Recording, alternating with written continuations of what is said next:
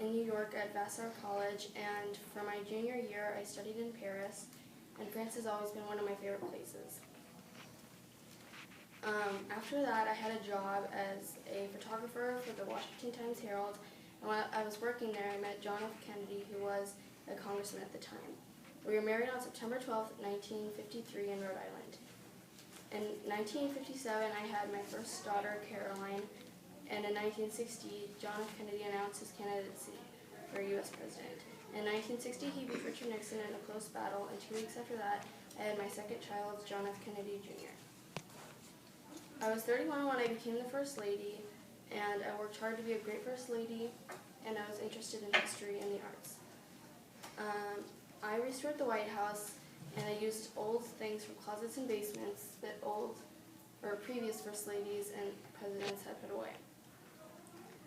My husband was shot and killed on November 22nd, 1963 in Dallas, Texas.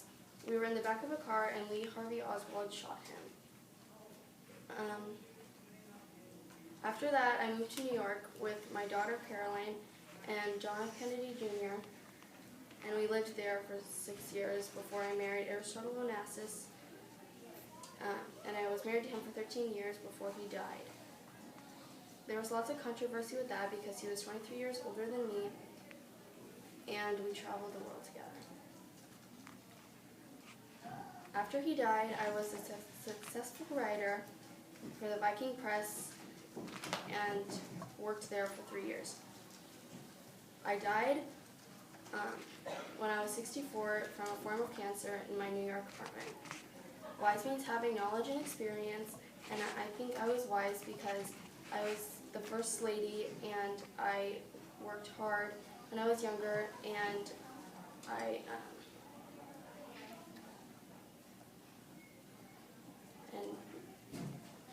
I could speak French, which was really hard to learn.